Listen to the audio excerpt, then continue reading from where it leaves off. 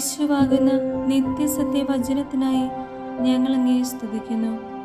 യേശുവേ, അങ്ങയുടെ പരിശുദ്ധാത്മാവിനെ നൽകി അങ്ങയുടെ മാഹാത്മ്യം കാണുവാൻ ഞങ്ങളുടെ ഉൾക്കണ്ണുകളെ തുറക്കണമേ.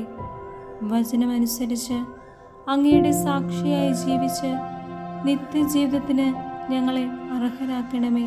ആമേൻ. വിശുദ്ധ പൗലോസ് ശ്ലീഹ റോമാക്കാർക്ക് എഴുതിയ ലേഖനം 5-ാം അധ്യായം 1 മുതലുള്ള തിരുവചനങ്ങൾ. നീതീകരണത്തിൻ്റെ ഫലങ്ങൾ. വിശ്വാസത്താൽ നീതീകരിക്കപ്പെട്ട നമുക്ക് നമ്മുടെ കർത്താവായ യേശുക്രിസ്തു വഴി ദൈവവുമായി സമാധാനത്തിലായിരിക്കാം. നമുക്ക് കൈവന്നിരിക്കുന്ന ഈ കൃപയിലേക്ക് അവൻ മൂലം വിശ്വാസത്താൽ നമുക്കും പ്രവേശനം ലഭിച്ചിരിക്കുന്നു. ദൈവമഹത്വത്തിൽ പങ്കുചേരാമെന്ന പ്രത്യാശയിൽ നമുക്ക് അഭിമാനിക്കാം. മാത്രമല്ല, നമ്മുടെ കഷ്ടതകളിലും നാം അഭിമാനിക്കുന്നു. എന്തെന്നാൽ കഷ്ടത സഹനശീലവും, സഹനശീലം ആത്മധൈര്യവും, ആത്മധൈര്യം പ്രത്യാശയും ഉളവാക്കുന്നു എന്ന് നാം അറിയുന്നു. പ്രത്യാശ നമ്മെ നിരാശരാക്കുന്നില്ല. കാരണം നമുക്ക് നൽകപ്പെട്ടിരിക്കുന്ന പരിശുദ്ധാത്മാവിലൂടെ ദൈവത്തിൻ്റെ സ്നേഹം നമ്മുടെ ഹൃദയങ്ങളിലേക്ക് ചൊരിയപ്പെട്ടിരിക്കുന്നു.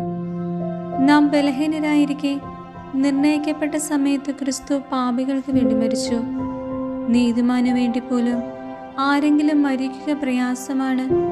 ഒരുപക്ഷെ ഒരു നല്ല മനുഷ്യന് വേണ്ടി മരിക്കാൻ വല്ലവരും തുനിഞ്ഞെന്ന് വരാം. എന്നാൽ നാം പാപികളായിരിക്കെ ക്രിസ്തു നമുക്ക് വേണ്ടി മരിച്ചു. അങ്ങനെ നമ്മോടുള്ള തൻ്റെ സ്നേഹം ദൈവം പ്രകടമാക്കിയിരിക്കുന്നു. ആകയാൽ ഇപ്പോൾ അവൻ്റെ രക്തത്താൽ നീതീകരിക്കപ്പെട്ട നാം അവൻ മൂലം ക്രോധത്തിൽ നിന്ന് രക്ഷിക്കപ്പെടുമെന്നത് തീർച്ചയാണല്ലോ. നാം ശത്രുക്കളായിരുന്നപ്പോൾ അവിടുത്തെ പുത്രൻ്റെ മരണത്താൽ ദൈവവുമായി രമ്യതപ്പെട്ടുവെങ്കിൽ രമ്യതപ്പെട്ടതിന് ശേഷം അവൻ്റെ ജീവൻ മൂലം രക്ഷിക്കപ്പെടുമെന്നതും തീർച്ച. മാത്രമല്ല, നമ്മുടെ കർത്താവായ യേശുക്രിസ്തു വഴി നാം ദൈവത്തിൽ അഭിമാനിക്കുകയും ചെയ്യുന്നു. അവൻ വഴിയാണല്ലോ നാം ഇപ്പോൾ അനുരഞ്ജനം സാധിച്ചിരിക്കുന്നത്. ആദവും ക്രിസ്തുവും. ഒരു മനുഷ്യൻ മൂലം പാപവും, പാപം മൂലം മരണവും ലോകത്ത് പ്രവേശിച്ചു. അപ്രകാരം എല്ലാവരും പാപം ചെയ്തുകൊണ്ട് മരണം എല്ലാവരിലും വ്യാപിച്ചു. നിയമം നൽകപ്പെടുന്നതിന് മുൻപ് തന്നെ പാപം ലോകത്തിലുണ്ടായിരുന്നു.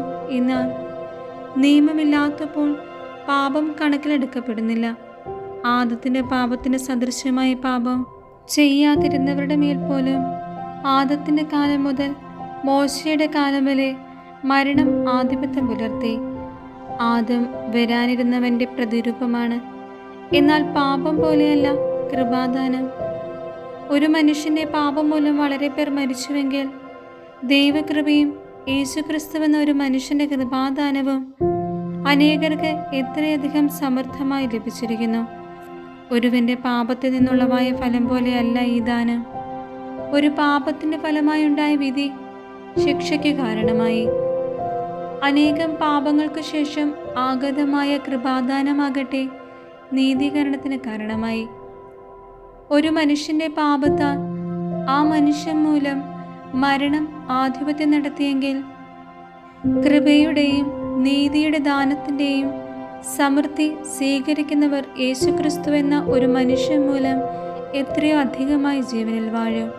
അങ്ങനെ ഒരു മനുഷ്യൻ്റെ പാപം എല്ലാവർക്കും ശിക്ഷാവിധിക്ക് കാരണമായതുപോലെ ഒരു മനുഷ്യൻ്റെ നീതിപൂർവകമായ പ്രവൃത്തി എല്ലാവർക്കും ജീവദായകമായ നീതീകരണത്തിന് കാരണമായി.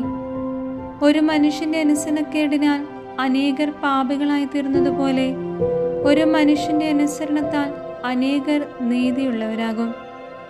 പാപം വർദ്ധിപ്പിക്കാൻ നിയമം രംഗപ്രവേശം ചെയ്തു. എന്നാൽ പാപം വർദ്ധിച്ചിടത്ത് കൃപ അതിലേറെ വർദ്ധിച്ചു.